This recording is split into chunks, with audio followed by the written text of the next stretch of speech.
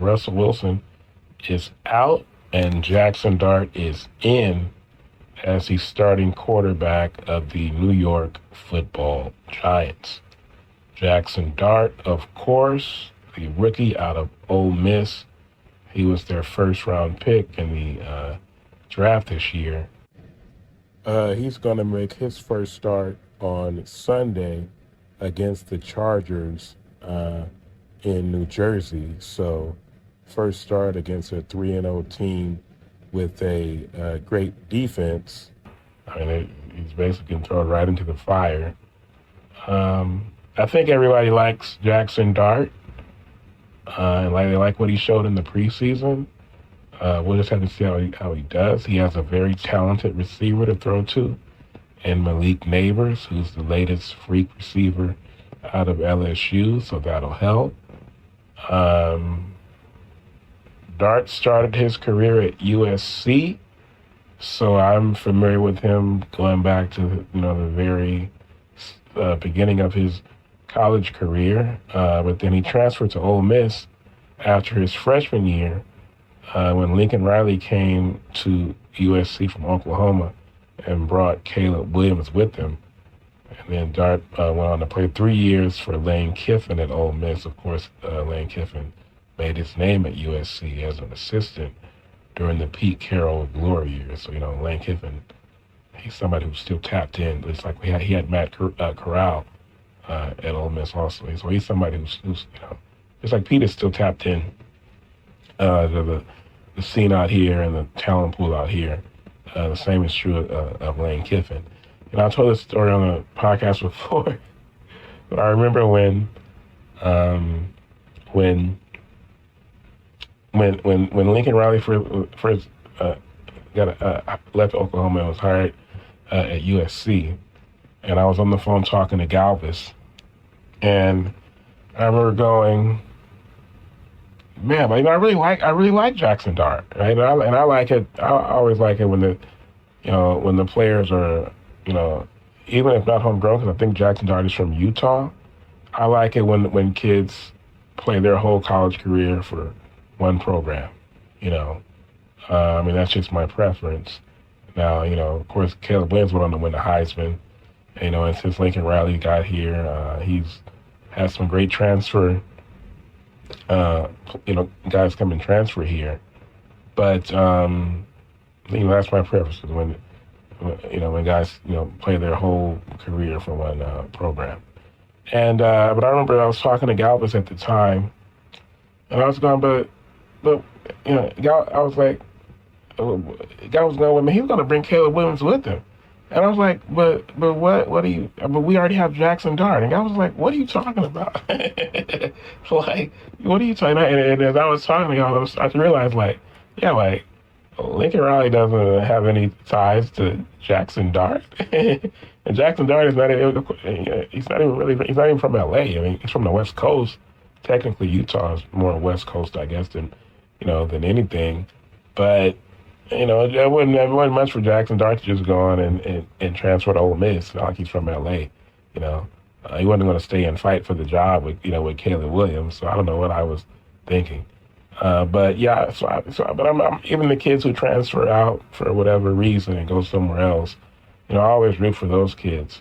So I'm just it's like I still root for Lane Kiffin. I still root for Sarkisian. So I always hope that Dart did well. He did well enough to be a first-round pick, and I hope he continues to do well. As for Russell Wilson, who was brought in to be the bridge quarterback there until Jackson Dart was ready, he had a big game against the Cowboys in week 2, but just a week later, 2 nights ago on Sunday Night Football, he was just 18 for 32 for 160 yards and 2 interceptions against the Chiefs. They lost that game at MetLife Stadium in New Jersey, and now he's lost his job. So, I think this is probably the end of his run, at least as someone who, is, brought in to be a starter, at the start of a season for an NFL team. since leaving Seattle in 2021. That was his last year in Seattle.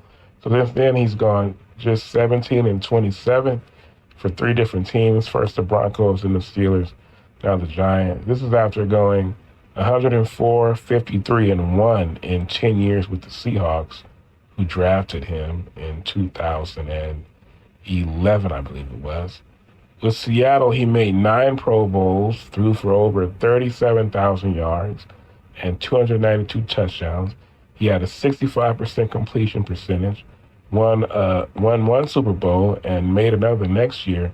But of course, he threw that infamous pick at the goal line to Malcolm Butler against the Patriots. It should have been back-to-back. They just handed the ball to Marshawn Lynch. And all told, he's a 10-time Pro Bowler with 353 career touchdown passes and a 99.4 career quarterback rating. And he's a champion, as I mentioned. And I'd argue he's still a first ballot future Hall of Famer based off that resume. But for him to fall off like he did, starting at age 34, really age 33, because that last year in Seattle, I think that was what made Pete decide that he was comfortable parting ways. He saw some things and realized that Russell wasn't the same cat anymore. For sure that what's happened these last 4 years, it has not been a good look for his legacy. And I can't think of another quarterback who fell off that relatively early after being that good for 10 straight years, So,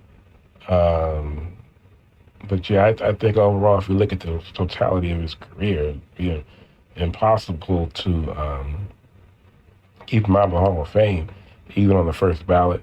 It just feels weird because it's like kind of a lopsided career, because at 33, 34 years old, especially in this era with the advancements in technology and medicine and training, you got guys, Drew Brees and Tom Brady, they played well, and they played into their 40s playing good football. And so for Russell to fall off like he did before he really, he was hitting his, hadn't even hit his mid-30s yet, really. Like I said, it wasn't a good look. And the thing is that because of recency bias, that's what people remember what happened more recently. And you'll get a pass if you go look back. You're supposed to look back going up, but his decline just started relatively early compared to most quarterbacks in this era, especially. Now Jaxson Dart, he didn't throw a pass in the Giants' first 3 games, but he appeared in two of the games. He carried the ball twice. The Giants had some packages for him. They got him a little bit of game action just as a runner. Now the Chargers are a tough matchup for a quarterback making his first start. I know some people were saying, wait until week 5 against the Saints, who are 0-3, but I guess it couldn't wait because Brian Daboll is coaching for his job. So the Jaxson Dart era will begin on Sunday against the Chargers.